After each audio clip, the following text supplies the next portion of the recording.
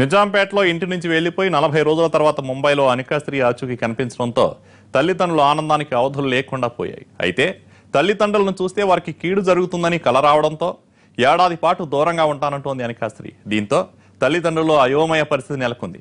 అయితే psychologist Virender child welfare committee counselling తర్వాత ఇంటికి వచ్చేస్తుందని ఆశతో ఉన్నారు. ఇంటికి రానంటే బంధువుల ఇంట్లో ఉంచుతామంటున్నారు అనికాశ్రీ తల్లిదండ్రులతో మా ప్రతినిధి రెహానా ఫేస్ టు ఫేస్. అనికాశ్రీగా తన పేరు చెప్పుకున్న పాప హైదరాబాద్ చేరుకుంది. మొత్తం మీద ముంబై నుంచి 40 రోజుల ఆందోళన తర్వాత 40 రోజుల నిరీక్షణ తర్వాత హైదరాబాద్ చేరుకున్నప్పటికీ కుటుంబ సభ్యులను కలవడానికి తను అంగీకరించడం లేదు, ఆసక్తి చూపించడం లేదు. మనతో పాటు ఆ కుటుంబ సభ్యులు ఉన్నారు, వాళ్ళతో మాట్లాడదాం. చెప్పండి, మీ పాప వచ్చేసింది, మొత్తానికి ఈ విషయంలో మీకు కొంచెం సంతోషంగానే ఉండుండొచ్చు క్షేమంగా చేరుకుందని, కానీ ఇంటికి రాకపోవడం పట్ల మీరు ఎంత ఆందోళనతో ఉన్నారు? తను కుటుంబ సభ్యులను అయితే అందరినీ కలవనని చెప్పట్లేదండి. కేవలం మా పేరెంట్స్గా మమ్మల్ని ఇద్దరిని చూస్తే మమ్మల్ని చూస్తే ఏదో కీడు జరుగుతుందనే తన ఫీలింగ్లో ఉంది. కాబట్టి మమ్మల్ని మాత్రమే తను కలవనని చెప్తుంది. మిగతా ఎవరు వచ్చినా తను కలుస్తానని చెప్తుందండి. అంటే పాపలో ఆ ఫీలింగ్ ఎప్పుడైతే తన మనసులో అది పోతుందో పాప ఖచ్చితంగా మా దగ్గరికి వస్తుంది. ఆ విధంగా కౌన్సిలింగ్ చేస్తానని కూడా చెప్తున్నారు అందరూ కూడా. తను ఎప్పుడైతే ఆ ఫీలింగ్ ఎప్పుడైతే పోయిందో తను మా దగ్గరికి రావడానికి తర్వాత మేము ఫోన్లో మాట్లాడాం పాపతోటి. రామ్మ అంటే 1 year తర్వాత వస్తాను అని చెప్తుంది.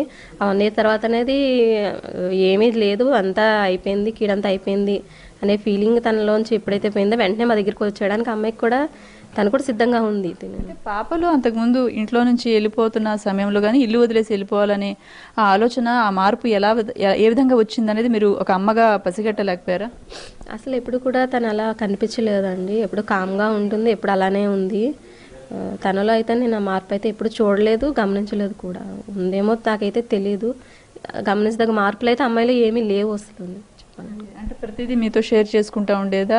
స్కూల్లో ఏం జరుగుతుంది, పిల్లలు ఏ విధంగా ఉంటారు, ఫ్రెండ్స్ జనరల్గా వచ్చి చెప్తా ఉంటారు, అమ్మతో ఎక్కువ ఇంటరాక్ట్ అవుతూ ఉంటారు. తను అంత ఎక్స్ప్రెసివ్ కాదండి, అన్నీ చెప్పదు, కొన్ని చెప్పేది.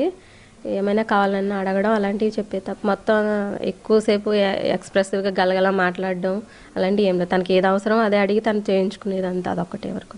ఇన్సిడెంట్ తర్వాత మీకేమనిపించింది? మాకు అది అయోమయంగా ఉంది, ఏం అర్థం కావటం లేదు. ఎప్పుడు అలా ఉన్న అమ్మాయి అలా ఎందుకు అయ్యింది అనేది. నేను సిక్ అవడం అయితే అది మాత్రం నిజమండి.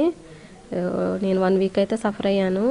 మరి తన అది చూసేమన్నా ఫీల్ అయిందో ఏమో అనేది తను ఎక్స్ప్రెస్ చేయలేదు, నేను గమనించలేదు, నాకు అర్థం కావట్లేదు. మీరు చెప్పండి, ఫాదర్గా ఏ విధంగా అనిపిస్తుంది? ఇప్పుడు మీరు ఏం చేయాలనుకుంటా ఉన్నారు? ఏం లేదండి, అంటే కొద్దిగా ఎక్కువ అబ్జర్వేషన్ చేస్తామండి అమ్మాయిని. అంటే ఏంటంటే ఇవన్నీ మామూలుగా అంటే ఇది అబ్జర్వేషన్ సడన్గా జరిగింది, అన్ఎక్స్పెక్టెడ్గా జరిగిన విషయం ఇది. పాపలు ఇంతకుముందు ఎప్పుడు అలా లేదు. ఇది మరి కోఇన్సిడెంట్ అనుకోవాలి. ఆ పాపకి అలా కల రావడం, నాకు సిక్ అవడం అనేది వల్ల అది అన్ఎక్స్పెక్టెడ్ అనే అనుకుంటున్నాము అసలు. కానీ అంటే ఈ రోజుల్లో పాప ఆ వయసులో ఉంది అంటే చాలా బయట సొసైటీ చూస్తూ ఉంటే మనం చూస్తూ ఉన్నాం ఎంత ప్రమాదకరంగా ఉందో అనేది. తను ముంబై షిరిడి వెళ్ళడం కానీ, షిరిడి నుంచి ముంబై వెళ్ళడం, అది క్షేమంగా వెళ్ళడం, అక్కడ క్షేమంగా ఏదో ఒక ఆశ్రమంలో ఉండగలగడం, ఇవన్నీ మీకు ఎలా అనిపిస్తూ ఉన్నాయి? డిఫరెంట్గా గాడ్ ఈజ్ దేర్ అండి మా అమ్మాయి విషయంలో మాత్రం. ఎందుకంటే ఒక అమ్మాయి 40 రోజులు బయటకు వెళ్ళిపోయింది అంటే అసలు ఎలా ఉంటుంది కాదు, ఇంకా ఊహించుకునే కష్టం అండి. ఆల్రెడీ అక్కడికి వెళ్ళి వెంటనే మళ్ళీ ముంబై రాగానే స్టేషన్లోనే వెంటనే ఎస్ఐ గారు కనిపించడం, ముంబై పోలీస్ ఆయన వెంటనే అమ్మాయిని తీసుకుని వెంటనే అక్కడ జాయిన్ చేయడం, ఇవన్నీ నిజంగా మాకు చాలా అదృష్టం అండి ఈ విషయంలో మాత్రం అండి. నిజంగా ఆయన చాలా థ్యాంక్స్ అండి ఎస్ఐ గారికి, ముంబై ఎస్ఐ గారికి. అమ్మాయి సేఫ్గా అయితే ముందు ఎలా ఉంది ఇప్పుడు ఎలాగ ఉందండి మేము చూసామండి. మా సైడ్ నుంచి చూసామండి, అంత బాగుంది క్యాన్స్. మాకు చాలా హ్యాపీ అండి. ఇంకా మాకు ఇవన్నీ కూడా కౌన్సిల్ చేస్తే అమ్మాయికి డెఫినెట్గా వచ్చేస్తుందండి.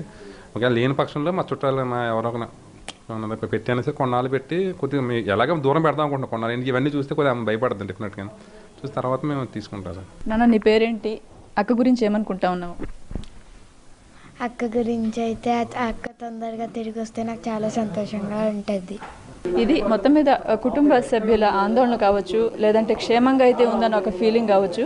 అయితే మనం వీళ్ళతో మాట్లాడిన తర్వాత అర్థమయ్యేది ఏంటంటే బేసిక్గా పాప అనికాశ్రీగా తన పేరు మార్చుకున్న పాప మాత్రం చాలా సైలెంట్గా, ఇంట్రోవర్ట్గా ఉండేది. తన యొక్క భావాన్ని కానీ తన ఆలోచన కానీ కుటుంబ సభ్యులతోటి, తన తల్లిదండ్రులతో పంచుకునేది కాదు అనేది మాత్రం అర్థమవుతోంది. మొత్తం మీద ఇప్పుడు సైకియాట్రిస్టులు కూడా రంగంలోకి వచ్చారు. పాపతో కౌన్సిల్ చేయడం కావచ్చు, పేరెంట్స్తో కౌన్సిల్ చేయడం కావచ్చు చేసి ఒకవేళ కనుక వస్తే కనీసం దగ్గర సంబంధికుల ఇంట్లో అయినా ఉంచాలనే ఆలోచనలు పేరెంట్స్ ఉన్నారు.